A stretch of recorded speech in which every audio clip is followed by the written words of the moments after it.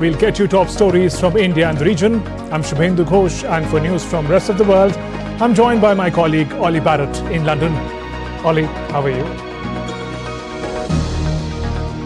Hello, Shubhendu. Well, thanks. It's 12:30 p.m. here in London, 1:30 across Central Europe. Coming up in the next half an hour, we've got the latest on India's elections. We'll go live to Berlin to hear about the crisis in the Middle East.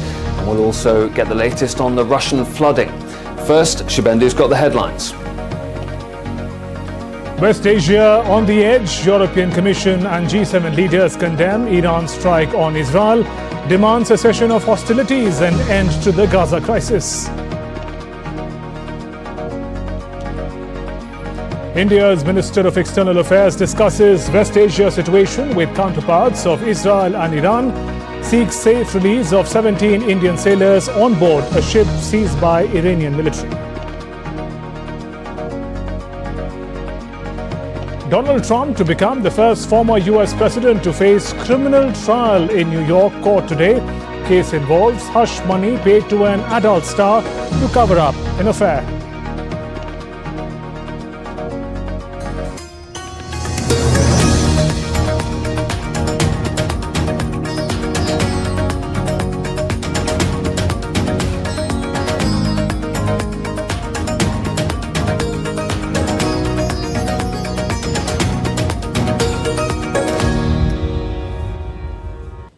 Tensions continue to rise in West Asia as Israel maintains high alert status in the aftermath of April 13th attack by Iran. Global leaders have criticized Iranian attack and urged Israel to show restraint. A massive barrage of missiles and drones launched from Iran towards Israel on 13th April. It pushed the Middle East further into the brink of a potentially catastrophic regional showdown. Israel remains on high alert. IDF spokesperson Daniel Hagari said that Israel's critical mission in Gaza remained the rescue of all its hostages still held by Hamas. Even while under attack from Iran, we have not lost sight, not for one moment, of our critical mission in Gaza, to rescue our hostages from the hands of Iran's proxies, Hamas, of our moral duty to do everything in our power to bring 133 hostages back home.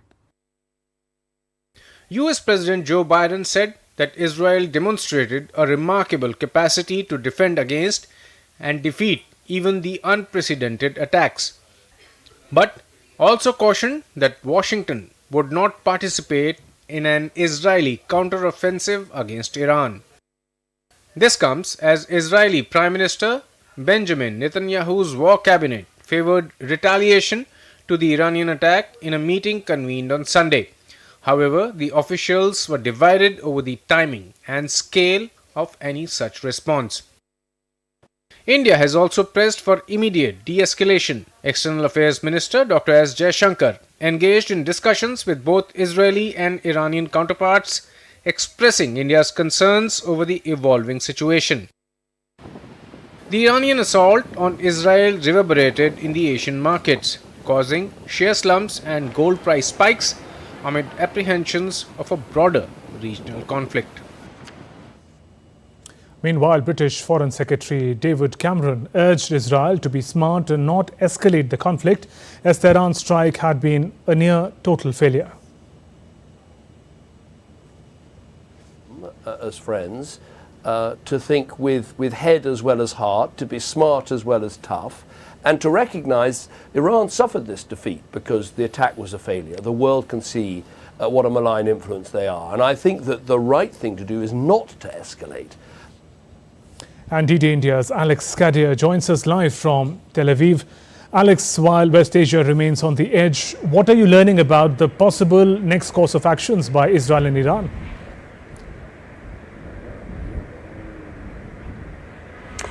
Well, certainly it's what the entire world wants to know. The Israeli War Cabinet is meeting as we speak, and that will be a big decision. We know they are unified in the fact that there will be a response.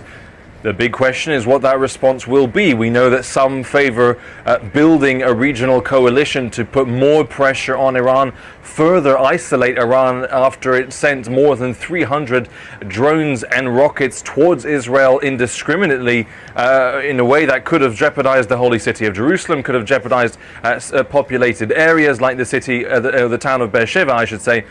So clearly there will be a response. What the international community, Israel's allies, we heard that from the Ministry of External Affairs in India as well.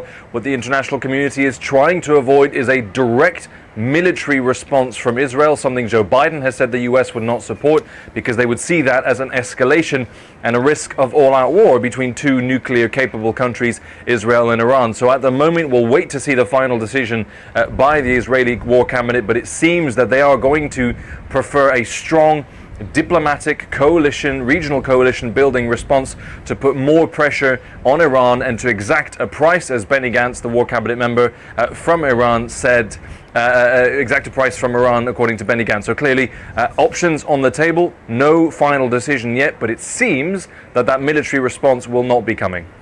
And how is the Israel-Iran crisis impacting the ongoing conflict in Gaza?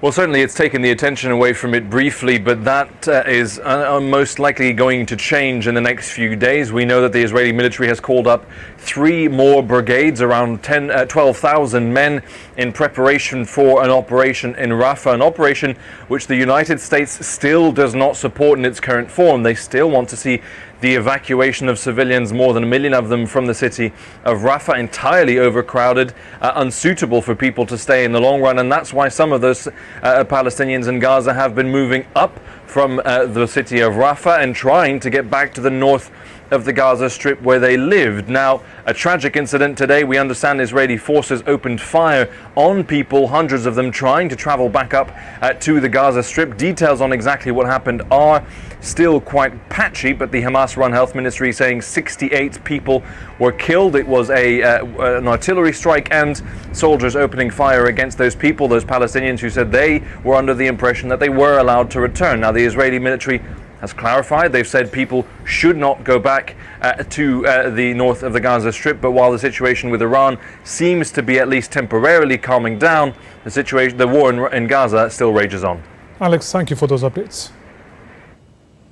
And as Iran-Israel tensions peak, G7 nations are seeking to defuse the situation. Ollie Barrett is in London, gives us more on this and other stories making headlines around the world. Ollie, what is the latest? Well, Shabenda, the European Commission and G7 leaders have been offering their full support for Israel and condemning Iran's strike on Saturday. European Commission President Ursula von der Leyen announced after the G7 talks that the EU would look at imposing fresh sanctions on Tehran. We expressed our solidarity and support to the people of Israel and reaffirmed our unshakable commitment towards its security. Iran's actions risk provoking an uncontrollable regional escalation, and this has to be avoided. We will continue to work to stabilize the situation. We call on Iran and its proxies to cease completely the attacks. All parties should exercise maximum restraint. We also discussed the need to end the crisis in Gaza as soon as possible. French President Emmanuel Macron says his country is committed to preventing any further escalation in the Israel-Iran conflict in the West Asia region, and says France will take all necessary measures to achieve that goal. We condemned, we intervened, and today we will do all we can to avoid things flaring up or escalating, and therefore try to convince Israel that we must not respond by escalating, but rather isolate Iran, succeed in convincing the countries of the region that Iran is a danger, increase sanctions, increase pressure on nuclear activities, and then find a path to peace in the region. DD India's Trent Murray joins us live now from Berlin. Trent, what is being said by Germany? Well, Ollie, we are tracking some new comments by Chancellor Olaf Scholz, who happens to be in China at the moment on a 2-day visit there to see President Xi Jinping. He, of course, was asked about the situation in West Asia, and he said that Germany will continue to stand by Israel and its security, but, and there is a big but in all of this, he has called for de-escalation. He referenced the fact that Israel and its allies were successfully able to intercept over 300 missiles and drones, and said that Israel maybe should see that as a win, as opposed to responding in a very strong way, potentially spiraling the region into a wider war. Similar comments as well by his foreign minister, Annalena Baerbock, who happens to be in Paris today for a special conference on Sudan. She said that she has not only spoken with her Iranian counterpart and expressed Berlin's view that Iran needs to be condemned for what it did on Saturday night and should hold back any further attacks. But she also did have a message for the Israeli government, saying the right to self-defense means defending against an attack, and retaliation is not a category of international law. So look, very much echoing similar sentiments that we are hearing across Europe. We know Joseph Borrell, the EU's top diplomat, is due to hold a special meeting tomorrow with the 27 members of the European Union to discuss this crisis, as Europe, just like much of the world, anxiously waits and watches the region to see if Israel will indeed retaliate to what happened on Saturday night. Ollie. Thank you, Trent. Russia has expressed concern over the rising tensions in West Asia following that mass drone attack on Israel by Iran. Moscow says Tehran's actions were within the right to self-defense after Israel's strike on the Iranian embassy compound in Damascus. We're extremely concerned about the escalation of tensions in the region. We call on all countries in the region to exercise restraint. Further escalation is in no one's interests. Therefore, of course, we advocate that all disagreements be resolved exclusively by political and diplomatic methods. Russia says Western sanctions on metals are completely illegal and claims those sanctions have already destabilized global market prices. The US and UK have imposed new restrictions on trading Russian aluminium. The White House last week also imposed sanctions on 2 companies, accusing them of supporting the Russian government. Meanwhile, the Russian aluminium giant Rusal says the new sanctions will have no impact on its ability to supply aluminium to world markets. Over 13,000 people have been evacuated in Russia's Kurgan region due to flooding, both from the already flooded areas and those at risk of flooding. More than 107,000 people have been evacuated in the country since the flooding started last week. The governor of Russia's Kurgan region urged people to evacuate flooded areas, saying that rain has been worsening the pre-existing tough situation. Flooding is expected to peak on Monday in the Kurgan region near the border with Kazakhstan. The first ever criminal trial of a former US president is due to get underway later, with Donald Trump facing fraud charges in New York. The case revolves around hush money payments he allegedly made to an adult star to cover up an affair. Trump denies the charges, but the trial could have a major impact on his re-election bid, as DD India's Nick Harper reports from Washington. A lot at stake here for the former US President Donald Trump. This case relates to a payment of $130,000 that was allegedly paid to the Stormy Daniels ahead of the 2016 presidential election. That payment was made to try and keep quiet about an affair that had taken place between Stormy Daniels and Donald Trump, an affair that Donald Trump allegedly now wanted to keep quiet at a time when he was running for president in 2016. Donald Trump denies both the affair and the payment. Now, he's been trying to delay this, and we've seen various last-ditch attempts to push back the case indefinitely. However, a judge has ruled that out and it will begin later on Monday. It means for the next 6 weeks or so, Donald Trump will not be on the campaign trail. Instead, he'll have to be in court every single day. The likelihood is that he may try and use that as an opportunity to rally as part of his re-election campaign. He could speak to reporters and supporters outside court each day, either before that day's proceedings or after they have concluded. But it does mean that he won't be able to hold the large-scale rallies that he favours as a result of the need for him to be in New York City for this trial each day. Now, on Monday, we will see jury selection. That could take several weeks. Remember, they will be looking for 12 impartial jurors who feel that they can give Donald Trump a fair trial. There is a possibility that Donald Trump will testify for himself during the course of this trial. It's something that he's suggested that he wants to do. However, undoubtedly his lawyers would probably persuade him not to, as it could open him up to a whole raft of questions. This trial in New York, revolving around these hush money payments, is just one of 4 criminal trials that the former president is facing. However, it may be the only one that comes to trial before November's election. The other 3 all facing substantial delays. In Washington, Nick Harper, reporting for DD India. Well, former President Trump says he'll be fighting for himself, but more importantly, he says fighting for his country.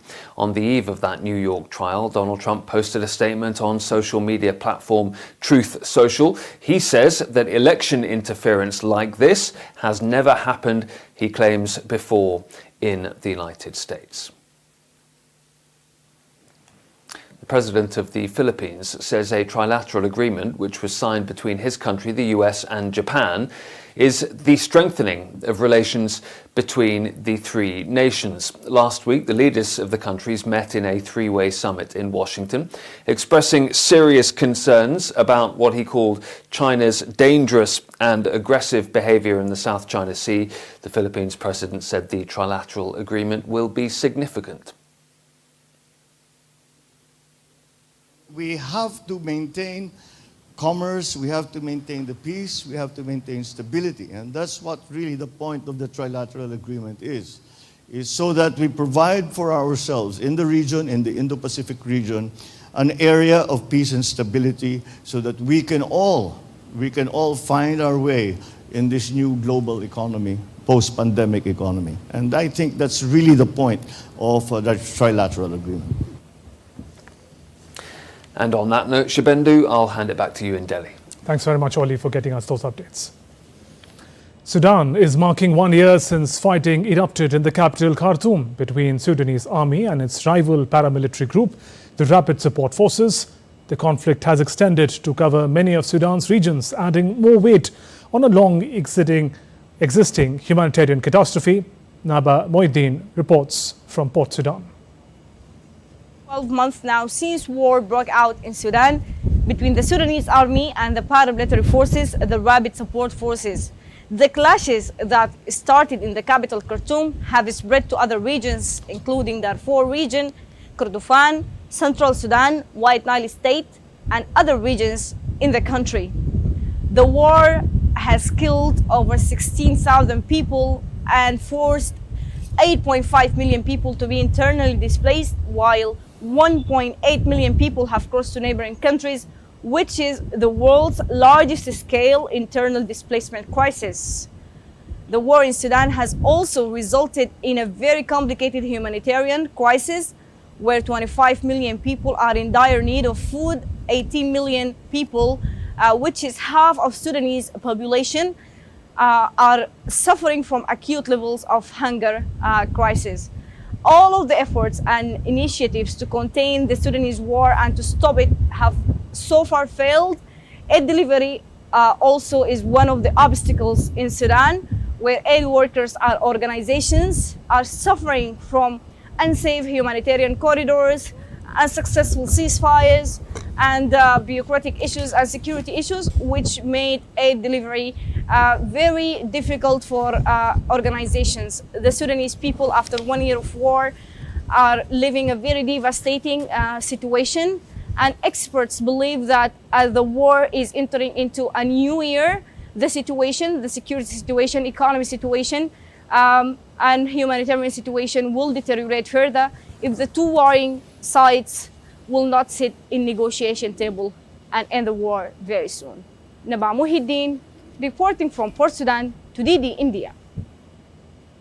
And still to come on DD India Global. Election campaigning in India picks up pace as dates for first phase polling draws closer. North Korea marks birth anniversary of the state's founder and current leader's grandfather, Kim Il-sung.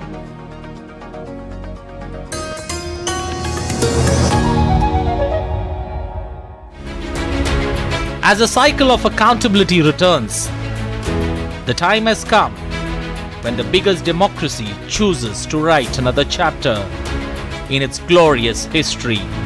Development, justice, regionalism, a big political canvas. Everything will be put to test in this mega battle for glory. DD India dissects what makes elections 2024 the battle royale in Indian politics. Data and analysis free from bias to help you understand why India matters. The Great Indian Election on weekdays at 8:30 p.m. only on DD India.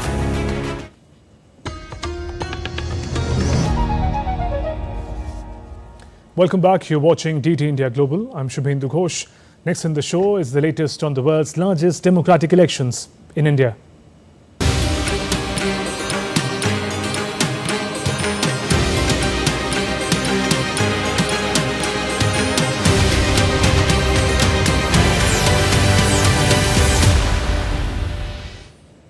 In India, campaigning is gaining momentum ahead of the general elections 2024. Spearheading the campaign, India's Prime Minister and BJP senior party leader Narendra Modi is on a visit to southern states of Kerala and Tamil Nadu. Addressing a rally in Thiruvananthapuram, Prime Minister slammed the current and previous Kerala governments. He said that drugs business is expanding in the state day by day and the government is giving protection to drug mafias. बारी बारी से UDF LDF की सरकार रही है। मैं इनका report card आपको बताता हूं। आज केरला में वर्कला और नेडुमंगल जैसी जगहों में ड्रग्स का खुला कारोबार फैल रहा है। ड्रग्स माफियाओं को संरक्षण मिल रहा है। केरला के युवाओं का भविष्य खत्म किया जा रहा है। इसका क्रेडिट किसका है? ये पाप के लिए जिम्मेवार कौन है? Earlier in the day, Prime Minister also held a public rally in Palakkad in Kerala. Prime Minister said BJP has released the vision of Vikas and Virasat for the next 5 years. He also held a roadshow at Alathur, Kerala today. Meanwhile, Congress leader Rahul Gandhi is also focusing on southern states of Tamil Nadu and Kerala. Gandhi held a roadshow in Wayanad from where he is contesting. Indian Home Minister and senior party leader Amit Shah is in the northeastern states of Tripura, Manipur, where he is holding public rallies. In the evening, Shah will hold a roadshow in the northwestern state of Rajasthan, while Defence Minister Rajnath Singh held a public rally in the Union Territory of Jammu and Kashmir. While BJP National President JP Nadda held a public rally in Mussoorie, in northern hilly state of Uttarakhand. Opposition Congress Party's President Mallikarjun Kharge will be campaigning in Puducherry in support of the Lok Sabha candidate V. Veitnam. BSP Chief Mayawati held public meeting at Moradabad in Uttar Pradesh.